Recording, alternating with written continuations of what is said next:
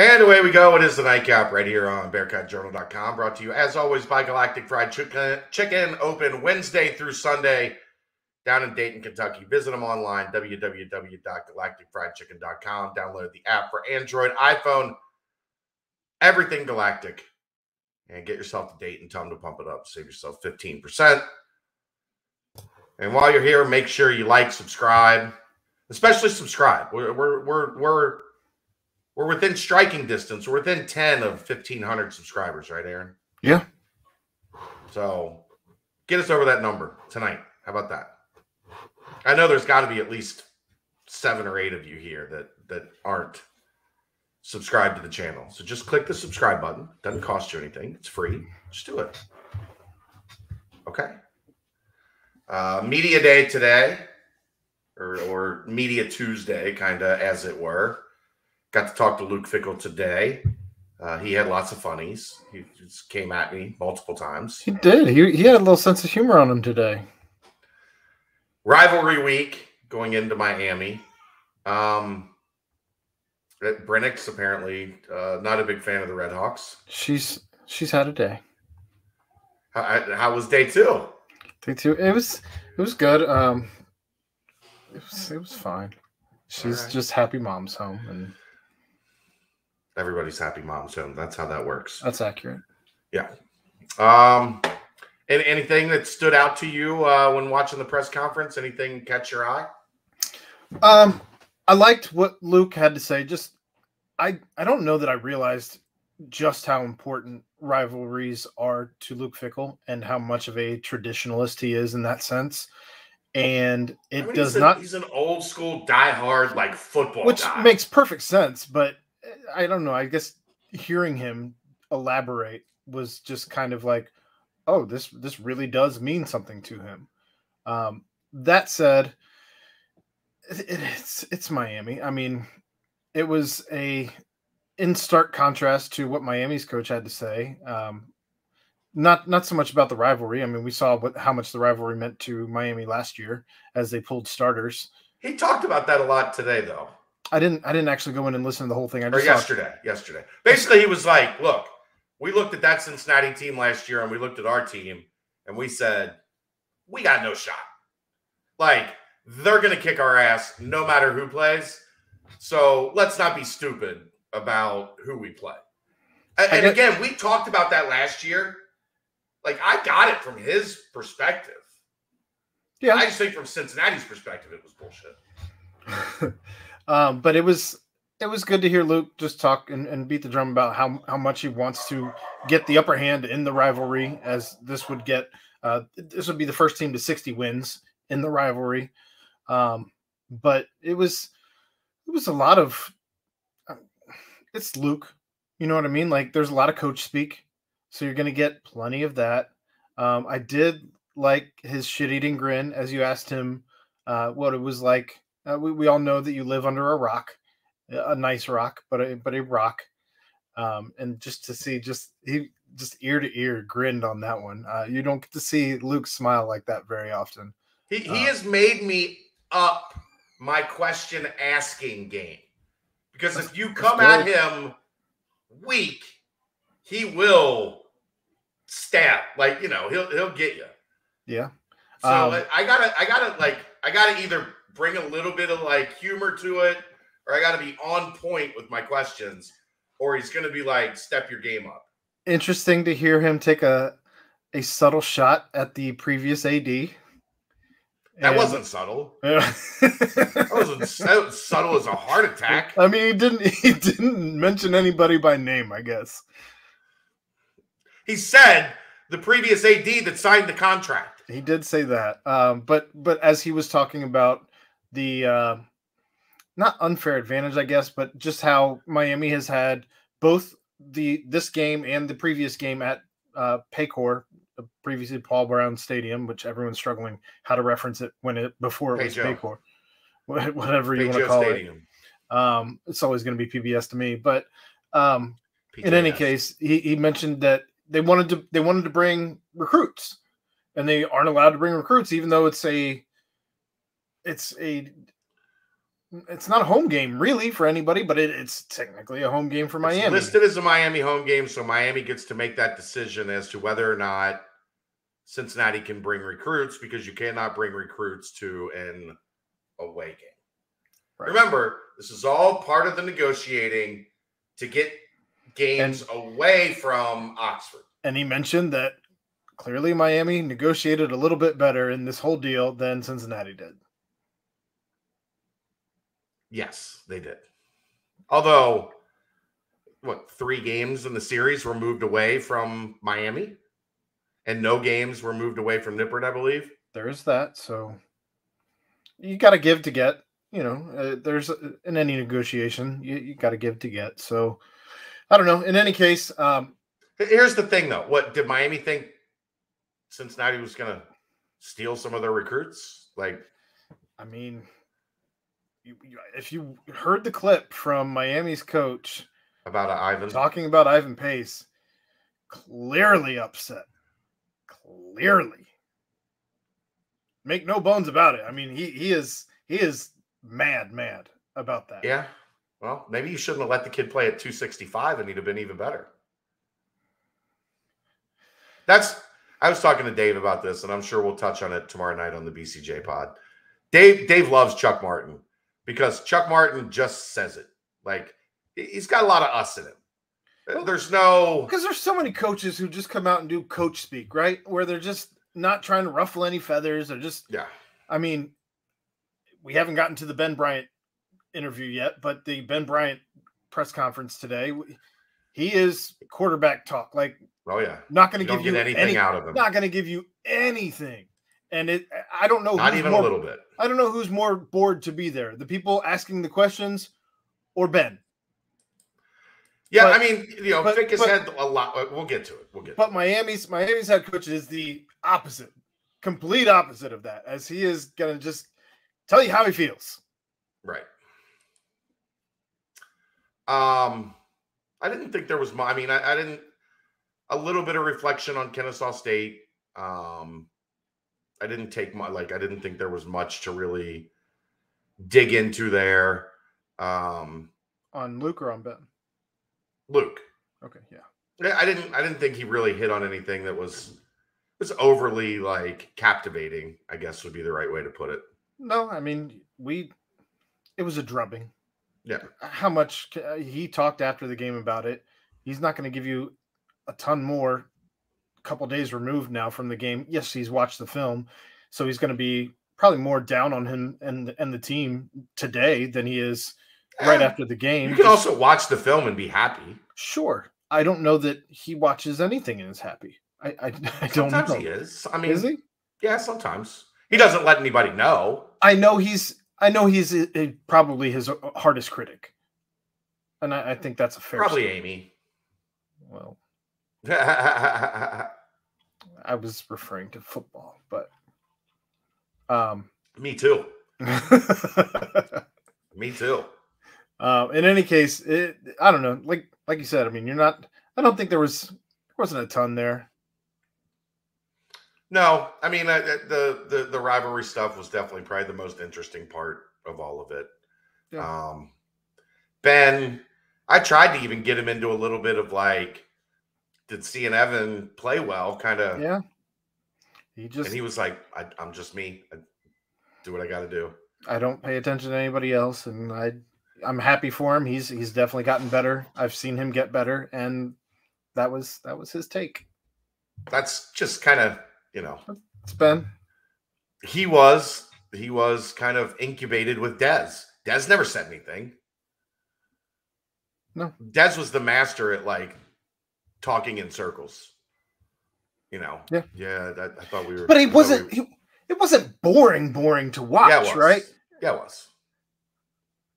In these press conference settings, yeah, it was. Well, if you got him in Ben's better in a little bit lighter setting, but in sitting in a room with the media and all the cameras pointed at you. I was much more entertained with Ben on the sidelines after Camp Higher Ground than I have been with anything he's done post game or otherwise in a media. Yeah, Dez was the same way. And remember, he spent 3 years under Dez's wing.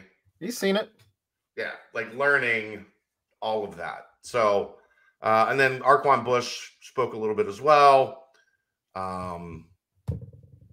You know, I thought it was interesting hearing him talking about he doesn't really think there's any major differences between the corner spots. Yeah. Because you're asked to do the same things. Like, I know we make a big deal out of boundary, field, nickel. And he kind of was just like, no, you just go out and guard the guy. I thought it was interesting, too, that he made reference to how they aren't preparing for this game really any differently other than the talk around the game. Like, they're not doing anything out of the ordinary to make sure that they get this one. Obviously, it means a lot to him because he knows that they've won 14, 15 in a row, as he put it. You know what I was mad about? Luke put the asking for Ivan Pace thing on me. That's not me.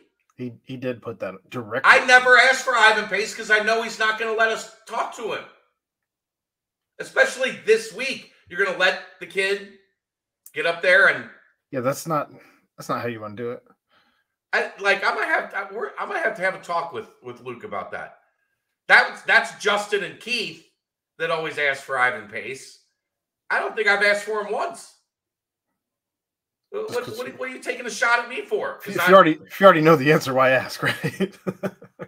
Right. And same goes for this question. He just comes at me because I'm the easiest shot to take. You also have the thickest skin. Yeah. So I don't get my feelings hurt easy. But yeah, I did like that. Arquan's a much better interview than no. Yeah, like I remember dating back to like the Marshall game at Marshall. I interviewed Arquan after the game, and you could tell he just wasn't comfortable with it. Like it wasn't who he was. Like we had great conversations off camera. Mm-hmm. So I knew it was like, that's the thing that like, that's kind of the telltale for me. Like if you have a good rapport with the guy off camera, you'll eventually get there on camera because they're comfortable talking to you. They're just not comfortable yet having a camera pointed in their face. Sure. What impressed me the most with Arquan is it's almost as if he's ready for whatever question is coming. Like there is no hesitation. He's answering just right off the rip. Like, yeah, he's gotten a lot better at it. It's been really cool to see, how he has come up. Him talking about the other Bearcats around the NFL too. That's always entertaining. Yeah, I think it's important to like see. We talked about how it impacts recruiting. I think I'm more interested in how that impacts the roster. Like, and especially like down to the younger guys, like these guys stuck with it. These guys worked. These guys did what Brady asked of them, did what the staff asked of them. And now, so if I follow that path, it can be like that for me. I think it's an interesting. I love that he was like, what time was that? Oh, I took a nap, man. Like we played a game yesterday. Like the day before. Like I was tired at 1:00.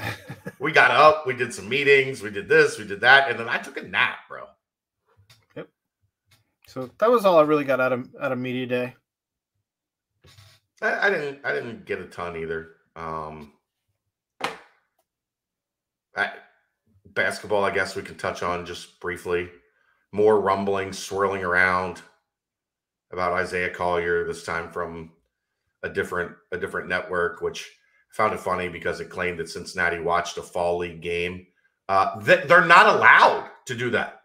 Why would they risk not being able to recruit Isaiah Collier at all by going to watch him play in a meaningless fall league game? Like that, they haven't scouted. Like they scout him a little. Like I'm pretty sure they know the body of work at this point.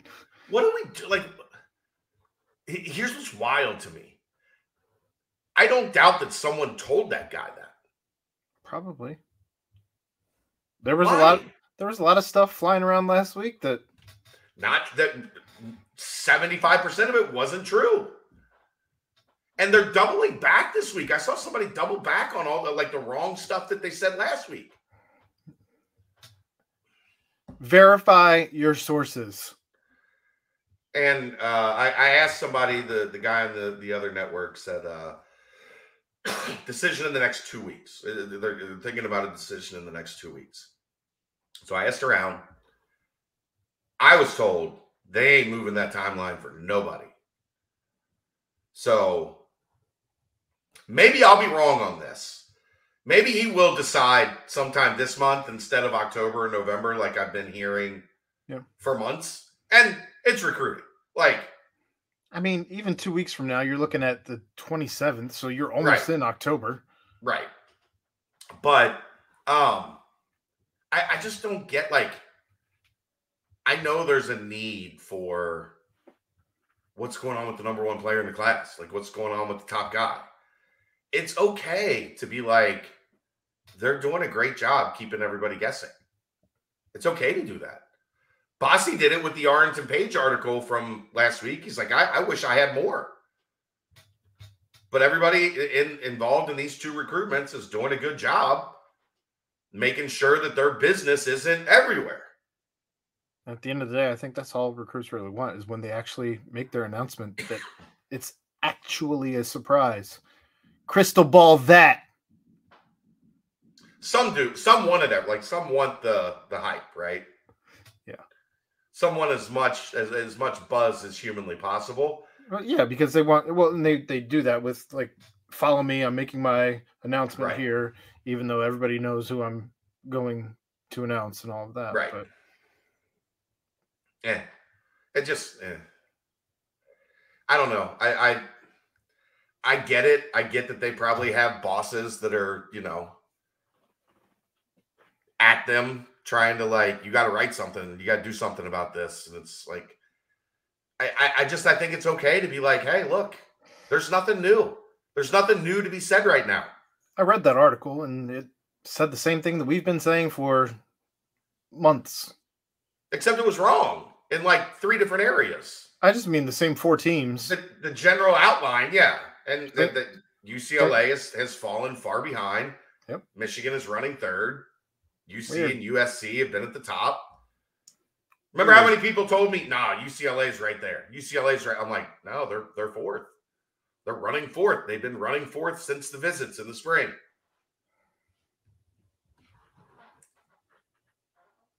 I might be as connected as anybody on this. Time will tell. Maybe. I don't know. Staff today in to see Rayvon and Marcus Allen at Arizona Compass Prep. Yeah, that's another one that you're, clearly not all the way in on since somebody thinks that he's not going to ever play a minute for the Bearcats. You heard it here first. And look, man, I love Marcus Allen. Not the running back, but Rayvon Griffith's roommate at Compass Prep. It was a 2024 6'8" with hands the size of my giant face. He can play. He can play. Face. It's big hands. He was one of those you just you glance and you see him grab a rebound and you see the ratio of ball to hand and you're I see that right? Is that Coriante DeBerry's hand? So a lot going on with the staff. They're planning to go see Tyler McKinley at some point this week as well. A lot of action. We'll see how it plays out over the coming weeks and months. He's Aaron Smith. I'm Chad Brendel. It's the Nightcap brought to you by Galactic Fried Chicken right here on BearcatJournal.com. See ya!